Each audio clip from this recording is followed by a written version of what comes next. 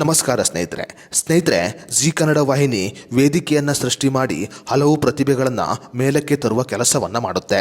ಸದ್ಯ ಸರಿಗಮಪ ಸೀಸನ್ 21 ಅಂತ್ಯವಾದ ಬೆನ್ನಲ್ಲೇ ಈಗ ಮಹಾನಟಿ ಸೀಸನ್ 2 ಆರಂಭವಾಗಿದೆ. ಜಿ ಕನ್ನಡ ವಾಹಿನಿಯಲ್ಲಿ ಮಹಾನಟಿ ಸೀಸನ್ 2ರ ಆಡಿಷನ್ ಅನ್ನು ಕೂಡ ನೀವು ನೋಡಿರಬಹುದು. ಈ ನಡುವೆ ಮಹಾನಟಿ ಆಡಿಷನ್ನಲ್ಲಿ ಬೀದರ್ ಜಿಲ್ಲೆಯ ದಿವ್ಯಾಂಜಲಿ ಅವರು ಸಾಕಷ್ಟು ಮೆಚ್ಚುಗೆಯನ್ನು ಗಳಿಸಿಕೊಂಡಿದ್ದಾರೆ. ಅಷ್ಟೇ ಮಾತ್ರವಲ್ಲದೆ ಬೀದರ್ನ ದಿವ್ಯಾಂಜಲಿ ಅವರಿಗೆ ಕನ್ನಡಿಗರು ಫಿದಾ ಆಗಿದ್ದಾರೆ ಅಂತಾನೆ ಹೇಳಬಹುದು. ಇನ್ನು ಮಹಾನಟಿಯ ವೇದಿಕೆಯ ಮೇಲೆ ಬೀದರ್ನ ದಿವ್ಯಾಂಜಲಿಯವರ ಜೀವನದ ಮೊದಲ ಪುಟ ತೆರೆದುಕೊಂಡಿದೆ. ಸಾಮಾನ್ಯವಾಗಿ ಈಗಿನ ಕಾಲದ ಯುವಕ ಯುವತಿಯರಿಗೆ ದೊಡ್ಡ ಸ್ಟಾರ್ ಆಗಬೇಕನ್ನುವ ಆಸೆ ಇರುತ್ತೆ. ಆದರೆ ಸಾಕಷ್ಟು ಯುವಕ ಯುವತಿಯರಿಗೆ ಪ್ರತಿಭೆ ಇದ್ದರೂ ಕೂಡ ಸಿನಿಮಾದಲ್ಲಿ ನಟನೆ ಮಾಡುವ ಅವಕಾಶ ಸಿಗುವುದಿಲ್ಲ. ಸಿನಿಮಾಗಳಲ್ಲಿ ನಟನೆಯನ್ನ ಮಾಡಲು ಅವಕಾಶ ಸಿಗದ ಯುವತಿಯರಿಗಾಗಿ ಸೃಷ್ಟಿಯಾದ ವೇದಿಕೆ ಎಂದರೆ ಈ ಮಹಾನಟಿ ವೇದಿಕೆ ಅಂತ ಹೇಳಬಹುದು.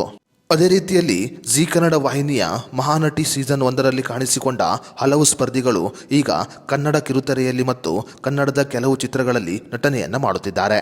ಸದ್ಯ ಮಹಾನಟಿ ಸೀಸನ್ 2 ನಡೆಯುತ್ತಿದ್ದು ಈ ಶೋನಲ್ಲಿ ಬೀದರ್ನ ದಿವ್ಯಾಂಜಲಿಯವರು ಸಾಕಷ್ಟು ಮೆಚ್ಚುಗೆಗೆ ಕಾರಣರಾಗಿದ್ದಾರೆ. ಮಹಾನಟಿ ಆಡಿಷನ್ನಲ್ಲಿ ಭಿಕ್ಷುಕಿಯ ಪಾತ್ರವನ್ನು ಮಾಡಿದ ಬೀದರ್ನ ದಿವ್ಯಾಂಜಲಿಯವರು ನನಗೆ ಹಸಿದಾಗ ಊಟವನ್ನು ಕೊಟ್ಟಿದ್ದು ಈ ತಿಪ್ಪೆ ಅಂತ ತಿಪ್ಪೆಯನ್ನು ಹುಡುಕಾಡಿದ್ದಾರೆ. ಊಟವನ್ನು ಹುಡುಕುತ್ತಿರುವ ಸಮಯದಲ್ಲಿ ತಿಪ್ಪೆಯಲ್ಲಿ ಸಿಕ್ಕ ಮಗುವನ್ನು ಕಂಡು ನಾನು ಕೂಡ ಹೀಗೆ ಸಿಕ್ಕಿದ್ದು ಅಂತ ಕಣ್ಣೀರು ಹಾಕಿದ್ದಾರೆ. ಬೀದರ್ನ ದಿವ್ಯಾಂಜಲಿ ಅವರ ನಟನೆಗೆ ವೀಕ್ಷಕರು ಮಾತ್ರವಲ್ಲದೆ ಜಡ್ಜ್ಗಳು ಕೂಡ ಫಿದಾ ಆಗಿದ್ದರು. ಇದಾದ ಬಳಿಕ ನಿಶ್ವಿಕಾ ನಾಯ್ಡು ಅವರು ದಿವ್ಯಾಂಜಲಿ ಅವರ ಬಳಿ ಈ ಕಾನ್ಸೆಪ್ಟ್ ಹೇಗೆ ಸಿಕ್ಕಿತು ಅಂತ ಪ್ರಶ್ನೆಯನ್ನು ಕೇಳಿದ್ದಾರೆ. ನಿಶ್ವಿಕಾ ನಾಯ್ಡು ಅವರ ಪ್ರಶ್ನೆಗೆ ಉತ್ತರವನ್ನು ಹೇಳಿದ ದಿವ್ಯಾಂಜಲಿ ಅವರು ಇದು ನನ್ನ ಜೀವನದ ಕಥೆ ಅಂತ ಹೇಳಿದ್ದಾರೆ. ನಾನೊಬ್ಬಳು ಅನಾಥೆ. ನಾನು ಹುಟ್ಟಿದ ತಕ್ಷಣ ನನ್ನ ಹೆತ್ತವರು ನನ್ನನ್ನು ಕಸದ ತೊಟ್ಟಿಯಲ್ಲಿ ಬಿಸಾಕಿ ಹೋದರು ಅಂತ ದಿವ್ಯಾಂಜಲಿಯವರು ವೇದಿಕೆ ಮೇಲೆ ಕಣ್ಣೀರು ಹಾಕಿದ್ದಾರೆ.